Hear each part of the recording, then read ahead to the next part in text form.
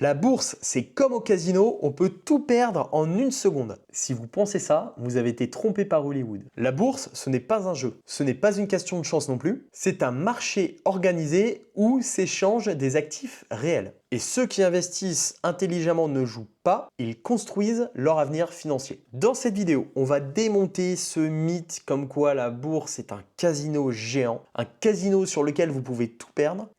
Et je vais vous prouver que c'est un des meilleurs, voire même le meilleur moyen de s'enrichir sur le long terme. Et que c'est surtout bien plus sûr que vous l'imaginez. Donc regardez bien jusqu'à la fin de cette vidéo, car ne pas comprendre tout ça peut vous coûter une fortune. Alors salut, bienvenue dans cette nouvelle vidéo où aujourd'hui on va casser ce mythe de la bourse qui est un casino. Moi voilà, je l'ai dit à une époque, il y a bien longtemps, il y a 8-9 ans maintenant, avant que je démarre l'investissement, pour moi, la bourse, c'était pareil, c'était le casino. Voilà, c'est pour ça, je sais d'où je viens, clairement, j'avais cette même idée de la bourse, ce même préjugé là-dessus, cette croyance limitante qui me faisait dire que, bah ouais, en fait, quelqu'un qui investissait en bourse pouvait du jour au lendemain tout perdre, avec les courbes rouges qui descendent et à la fin zéro, et que cette personne avait tout perdu, elle devait vendre sa maison, etc. Et en fait, c'est un petit peu comme dans tout, c'est un petit peu comme dans la vie, en fait, finalement. On a plein d'outils à disposition et en fait, c'est toujours la question, c'est qu'est-ce qu'on en fait réellement? Prenons le cas aujourd'hui d'un ordinateur avec une connexion Internet. On peut faire plein de choses. On peut utiliser un ordinateur pour se divertir uniquement, regarder des séries toute la journée. On peut jouer avec un ordinateur, jouer à des jeux vidéo. On peut également tout simplement se former, apprendre ou créer un business, créer de la valeur, créer de la richesse. Et c'est pareil pour plein de choses. Avec une voiture, on peut aller d'un point A à un point B. On peut également, malheureusement, faire n'importe quoi et causer des accidents de la route. La bourse, en fait, c'est pareil. C'est vraiment une question de qu'est-ce qu'on en fait. Mais la question, c'est pourquoi tout le monde croit que la bourse est un casino. Alors là, il y a forcément le tonton, là, un repas de famille qui va vous dire ouais, mais moi, j'ai vu des gens tout perdre en bourse. J'ai vu des gens qui ont tout perdu du jour au lendemain. Oui, c'est possible. Voilà, il y a des gens qui ont perdu tout en bourse du jour au lendemain. Il y en a eu et il y en aura toujours. C'est comme ça. Et pourquoi? Parce que ces personnes ont spéculé au lieu d'investir. Et ce mythe, il vient de 3 erreurs courantes. Premier mythe, c'est la confusion entre investissement et trading. En fait, on pense que finalement, les deux sont pareils. C'est-à-dire que investir de l'argent en bourse et trader, c'est la même chose. Voilà. Moi je voyais ça, je voyais vraiment le mec qui était avec ses 4 écrans là, qui faisait du trading du matin au soir. Et on fait vraiment une corrélation entre les deux. On a tendance à vraiment associer l'investisseur au trader, alors que c'est pas la même chose. On peut être investisseur sans être trader et on peut être trader sans être investisseur. Même si la deuxième option est quand même un peu plus rare. Je connais des traders, mais je connais très peu de traders qui ne sont pas investisseurs à côté. Mais voilà, mais je connais également beaucoup d'investisseurs qui sont uniquement investisseurs mais qui ne font pas de trading à côté. Vraiment du trading à proprement parler. Donc il y a une vraie confusion. Pour faire la différence des deux, un trader achète et vend des actions. En fait, voilà, c'est le principe du marché. Un investisseur, lui, va plus bâtir sur le long terme.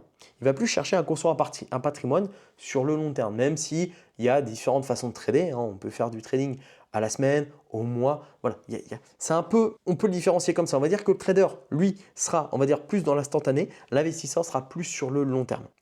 Ensuite, le deuxième mythe, c'est les médias. Forcément, ils amplifient les crises financières.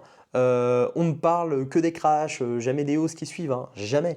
Vous n'allez pas avoir le JT de TF1 qui va vous dire voilà, le marché aujourd'hui, le marché américain a battu un record en 2025. Là, très récemment, on a eu le marché américain qui n'a jamais été à son plus haut.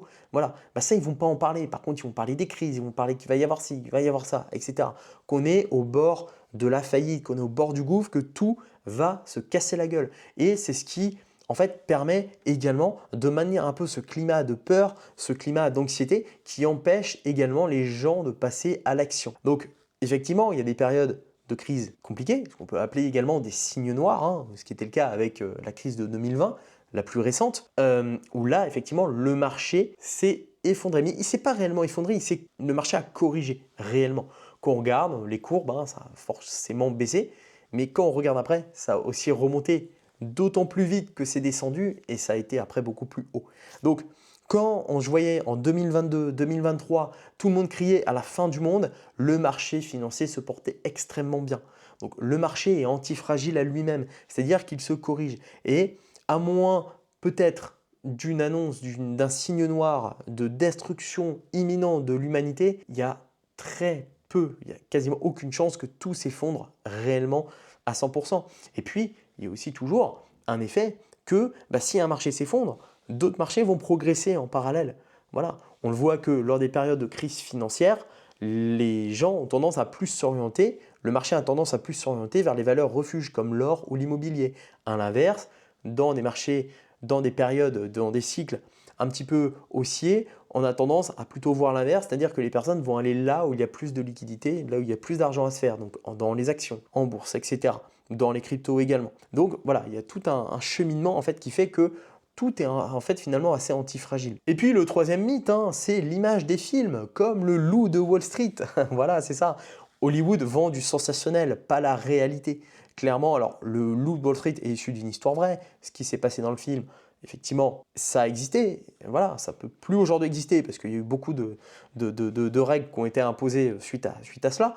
Mais c'est ce qu'on nous vend. Voilà, ça vend. Ça plaît de voir du gambling, etc. C'est quelque chose qui donne envie. Il y a un peu cet appât du gain rapide, cet appât du gain qui va vite. Et c'est ce qu'on retrouve un petit peu dans les mêmes codes dans les casinos aujourd'hui. Quand vous allez jouer à des jeux d'argent, c'est stimulant, ça donne envie, on a envie de jouer, etc. Tout est fait pour nous faire dépenser notre argent. Donc c'est pareil, il y a vraiment un biais là-dessus. L'humain a ce besoin aujourd'hui, on est comme ça, de plaisir immédiat, la petite récompense. Et ça, ça nous joue des tours, quoi. Donc la vraie richesse en bourse, en fait, elle se crée non pas dans l'immédiat, mais sur des décennies. Et aujourd'hui, un investisseur va avoir tendance à investir, va investir sur le long terme. Il peut également faire un petit peu de trading dans, on va dire, sa création de richesse, voilà, à acheter plus bas et à revendre plus haut de temps en temps, à mettre des ordres, etc. Mais globalement, il y a une vraie différence entre un investisseur, on va dire, résilient et un trader fou qui va faire n'importe quoi. La bourse, donc, récompense la patience, mais pas la chance. Voilà, c'est comme ça. Si la bourse n'est pas un casino, comment faire pour gagner de l'argent sans prendre de risques inutiles, vous allez me dire? Eh bien, une des stratégies aujourd'hui qui fonctionne bien en bourse, c'est la stratégie du buy and hold. C'est de tout simplement acheter des actifs solides, comme un ETF, du S&P 500. On peut aller également sur des actions historiques, on va dire, comme Pepsi, Coca-Cola, etc. Ne pas vendre au moindre crash et puis laisser le temps faire le travail. Voilà, on achète pour garder, tout simplement. Comme si on se faisait une petite collection et on attend. Voilà, on n'est pas réactif, on est proactif et on va attendre le bon moment finalement pour vendre. On va optimiser ses points d'entrée, optimiser ses points de sortie. Voilà, c'est d'une buy and hold, mais également on peut vendre également un peu dans cette stratégie. Il y a également le DCA, le Daily Cost Average. Moi, c'est personnellement une de mes méthodes d'investissement préférées où je définis une somme fixe et tous les mois, j'achète la même chose sans regarder le cours. Comme ça évite de jouer avec le côté, le biais mental, de me dire ok là ça a baissé, ok j'ai envie de mettre plus, ou là c'est trop cher, j'ai pas envie d'acheter.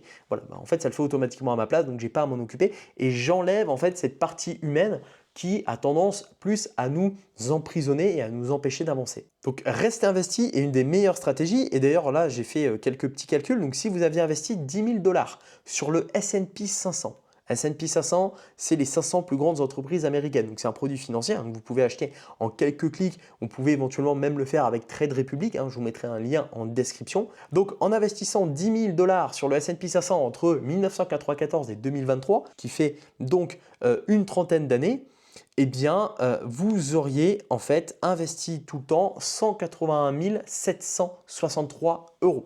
Voilà, vous auriez transformé donc 10 000 10 000 $ en 181 000 $ à peu près. Si vous avez raté les 10 meilleurs jours, là, vous auriez investi 83 200, enfin vous auriez à la fin 83 272 $. Si vous ratez les 20 meilleurs jours du marché, 48 874 $. Et si vous avez raté les 30 meilleurs jours, 38 889 $. Donc 78% des meilleurs jours en bourse arrivent en pleine crise.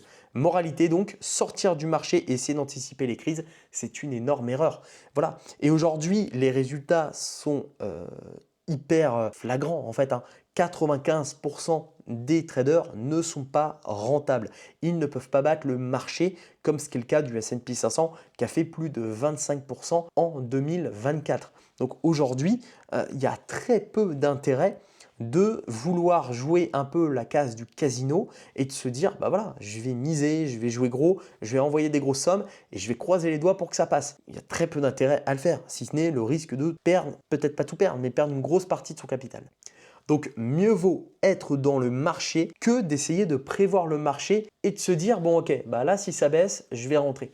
Non, vaut mieux être dedans et ensuite laisser le temps au temps afin de développer son patrimoine financier. Alors combien on peut gagner avec la bourse, avec cette stratégie-là finalement, qui n'est pas du tout du casino? Eh bien par exemple avec un DCA, une fois de plus, on va prendre l'exemple d'investir 200 euros. Je parle en euros cette fois. En DCA sur un ETF qui a un rendement moyen de 8%. En 10 ans, on a exactement 36 000 euros. En 20 ans, 108 000 euros. Et en 30 ans, 272 000 euros. Voilà, avec la magie des intérêts composés. Avec un simple virement automatique. Et on peut accumuler comme ça des plusieurs centaines de milliers d'euros avec le temps finalement. Donc il n'y a pas besoin d'être derrière son ordi, de regarder ses écrans et de voir quand rentrer, quand sortir. Ça se fait automatiquement. Donc regardez de votre côté, là je vous ai mis en description mon simulateur d'intérêt composé et faites vos calculs. Comme ça vous verrez à peu près combien vous pouvez valoriser votre patrimoine en investissant, je ne sais pas, 50, 100, 200, 500 euros par mois. Combien ça pourrait vous faire dans 10, 20, 30 ans? Moi c'est un truc que j'avais déjà fait il y a un petit moment et j'étais bluffé en fait par les résultats que je pouvais obtenir. Voilà, en tout cas, ça va être à vous de passer à l'action. J'ai préparé comme ça un petit programme là de plan d'action facile pour investir en bourse de manière safe, sans la jouer en mode casino. Voilà, donc on ne va pas aller sur un stake et puis essayer de miser de la crypto et de gagner. Non, la première étape, vous ouvrez un compte sur une plateforme d'investissement. Je vous mettrai les liens en description. Trade Republic, c'est pas mal, c'est celui que j'utilise pour mes stratégies, notamment de DCA. Il y a également DeGiro, je vous mettrai un lien en description. Moi, j'utilise DeGiro pour jouer un peu plus avec des actions. Voilà, faire plutôt du swing trading, on appelle ça. Et je vous mettrai également d'autres liens si vous souhaitez en description. Deuxième chose, acheter donc un produit financier. Voilà, regardez un petit peu, je vous ferai d'autres vidéos là-dessus. À partir de 10 euros, vous pouvez commencer sans problème. Donc, il n'y a pas non plus une question de se dire j'ai besoin d'avoir 10 000 euros pour investir en bourse. Vous pouvez démarrer avec peu d'argent dès le début. Et puis surtout, automatiser un virement mensuel pour investir régulièrement et de ne pas être tenté non plus par le casino. Voilà, et puis 2-3 objections également que vous pouvez peut-être avoir. Alors, la bourse peut s'effondrer. Oui, mais elle rebondit. Alors, s'effondrer, oui et non. Qu'est-ce qu'on appelle déjà par s'effondrer? Est-ce que ça finit à zéro? Non. Voilà, ça dépend après par quel type d'action, ça dépend quel produit. Mais on prend une fois de plus le S&P 500, le marché américain, il a traversé des crises majeures et est toujours remonté derrière. Je vous invite à aller voir l'historique du S&P 500. Je préfère attendre un bon moment pour investir. Pourquoi? Pourquoi? Personne ne peut prédire les marchés. Voilà, c'est tout simple. Aujourd'hui, personne n'a une boule de cristal pour vous dire le marché va être comme ça dans quelques temps. Ce n'est pas possible. Investir par contre régulièrement, passer à l'action, investir régulièrement, c'est bien plus efficace. Et puis, je ne connais rien à la bourse. Eh bien, c'est justement pour ça que j'ai créé cette chaîne YouTube où je vous parle de finance et d'investissement. Je vous parle de bourse, de crypto. Et puis voilà, je vais étendre des sujets au fur et à mesure. Je vous partage tout simplement mon expérience. Moi, ça fait plus de 8 ans que j'investis sur les marchés. J'ai un peu plus de 6 chiffres là en patrimoine financier sous gestion. C'est-à-dire que je gère moi-même mes finances depuis 8 ans. Et voilà, j'ai une belle progression. Je vous mettrai des sources également en description de cette vidéo.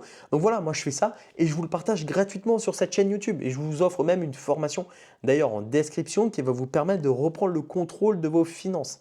Donc voilà, c'est une formation, vous allez voir, tout est indiqué dessus. Et je vous aide vraiment à maîtriser vos finances et à reprendre le contrôle sur tout ça afin de vous assurer un meilleur patrimoine sur le long terme. Je pense que vous me remercierez dans quelques années, ça c'est sûr. Donc voilà, en tout cas, le lien est en description. Et voilà, 1000 euros bien placés aujourd'hui valent des dizaines de milliers d'euros dans les prochaines dizaines d'années. Et c'est bien, voilà, c'est ce qu'il faut se dire. Jouer safe, la jouer prudent, la jouer résilient, efficient, c'est ce qui va vous permettre d'avoir des résultats concrets en bourse. Mais surtout, ne pas la jouer en mode casino. Déjà, ce n'est pas le cas, hein, ce n'est pas un casino géant, mais surtout ne pas la jouer en mode gambler. Et si votre délire, j'en connais, hein, des personnes qui ont envie de gains rapides, etc. Déjà, restez pas sur ma chaîne parce que moi, je ne vais pas vous présenter des mêmes coins en crypto ou des petites actions qui peuvent avoir qui peuvent faire des rentabilités de dingue. C'est pas du tout l'objectif de cette chaîne. Moi, je vais vraiment vous parler de ce que je fais, c'est-à-dire quelque chose de simple, d'efficient, de résilient, qui va vous permettre assurément de gagner de l'argent. Moi, je préfère être sûr de prendre 8% par an que de ne pas être sûr du tout de prendre 30% par an. Voilà, parce que le pas être sûr du tout va très souvent se transformer où je les ai pas. Donc, en je les ai pas et en fait, je ne vais rien gagner. Donc, voilà, je vois à long terme, je vois la valorisation de mon patrimoine. Je vois qu'aujourd'hui, j'ai démarré avec, je crois que mon premier versement bourse était 500 euros. Aujourd'hui, j'ai plus de 6 chiffres. Dans quelques années, j'aurai plus de 7 chiffres. 8 chiffres, bon, ça va peut-être un jour, je pense. En tout cas, avec la magie des intérêts composés, il y a moyen. Mais déjà, voilà, 6 chiffres en gestion actuelle, 7 chiffres plus tard, je continue à travailler pour obtenir ces résultats. Et vous pouvez faire de même si vous commencez maintenant. Voilà, en tout cas, j'espère que cette vidéo vous a plu. Pensez à vous abonner. Donc, si vous êtes intéressé par la finance et l'investissement, pensez à mettre un pouce bleu pour aider au référencement de cette vidéo et puis à accéder à la formation offerte. Le lien est en description. N'hésitez pas d'ailleurs à me dire en commentaire ce que vous pouvez obtenir grâce au calculateur que je vous ai mis en description de cette vidéo. Et puis nous, on se retrouve très vite pour de prochaines vidéos. À votre succès!